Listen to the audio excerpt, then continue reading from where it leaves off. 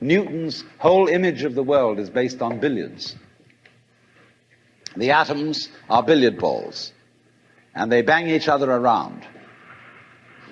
And so your behavior, every individual therefore is defined as a very, very complex arrangement of billiard balls being banged around by everything else.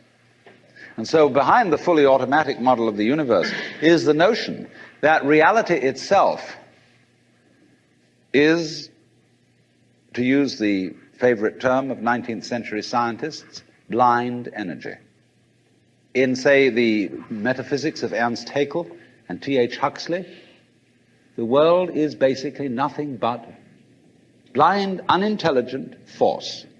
And likewise, in parallel to this, in the philosophy of Freud, the basic psychological energy is libido, which is blind lust. And it is only a fluke. It is only as a result of pure chances that, resulting from the exuberance of this energy, there are people with values, with reason, with languages, with cultures, and with love. Just a fluke. Like, 1,000 monkeys typing 1,000 typewriters for 1,000,000 years will eventually type the Encyclopedia Britannica. And of course, the moment they stop typing the Encyclopedia Britannica, they will relapse into nonsense.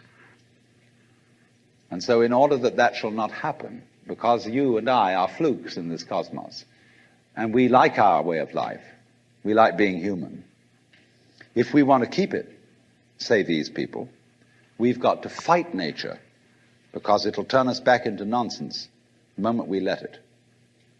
And so we've got to impose our will upon this world as if we were something completely alien to it from outside.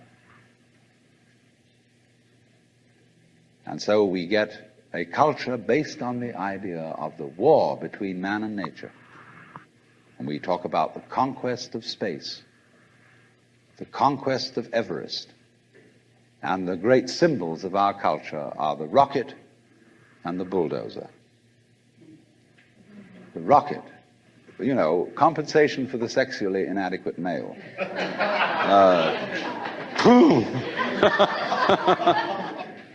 So we're going to conquer space.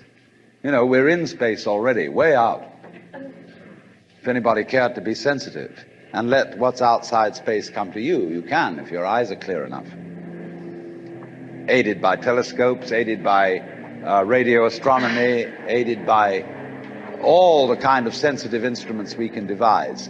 We are as far out in space as we're ever going to get. But, sensitivity isn't the pitch. Especially in the WASP culture of the United States, we define manliness in terms of aggression. You see, because we're a little bit frightened as to whether we are really men. And so we put on this great show of being a tough guy. It's completely unnecessary. If you have what it takes, you don't need to put on that show. You don't need to beat nature into submission. Why be hostile to nature? Because after all, you are a symptom of nature. You, as a human being, you grow out of this physical universe in just exactly the same way that an apple grows off an apple tree. So let's say the tree which grows apples is a tree which apples, using apple as a verb. And a world in which human beings arrive is a world that peoples. And so the existence of people is symptomatic of the kind of universe we live in. Just as spots on somebody's skin are symptomatic of chickenpox. But we have been brought up by reason of our two great myths, the ceramic and the fully automatic,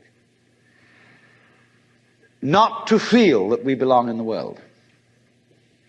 So our popular speech reflects it. We say, I came into this world. You didn't. You came out of it. We say, face facts. We talk about encounters with reality, as if it was a head-on meeting of completely alien agencies. And the average person has the sensation that he is a somewhat that exists inside a bag of skin, a center of consciousness, which looks out at this thing and what the hell's it going to do to me? You see? I recognize you. You kind of look like me, and I've seen myself in a mirror, and you look like you might be people. So maybe you're intelligent. Maybe you can love too. And perhaps you're all right. Some of you are anyway. If you've got the right color of skin, or you have the right religion, or whatever it is, you're okay. But there are all those people over in Asia, Africa, and they may not really be people. When you want to destroy someone, you always define them as unpeople, not really human. Monkeys may be, idiots may be, machines may be, but not people. But we have this hostility to the external world because of the superstition, the myth, the absolutely unfounded theory that you yourself exist only inside your skin. Now, I want to propose another idea altogether. You know, there are astronomers that say there was a primordial explosion, an enormous bang millions of years ago, billions of years ago, which flung all the galaxies into space. Well, let's take that just for the sake of argument and say that was the way it happened. It's like you took a bottle of ink and you threw it at a wall. Smash! And all that ink spreads. And in the middle, it's dense, isn't it? And as it gets out on the edge, the little droplets are finer and finer and make more complicated patterns. See? So in the same way, there was a big bang in the beginning of things, and it spread. And you and I, sitting here in this room, as complicated human beings, are way, way out on the fringe of that bang. We're the complicated little patterns on the end of it. Very interesting. But so we define ourselves as being only that. If you think that you are only inside your skin, you define yourself as one very complicated little curlicue, way out on the edge of that explosion, way out in space and way out in time. Billions of years ago, you were a big bang. But now you're a complicated human being.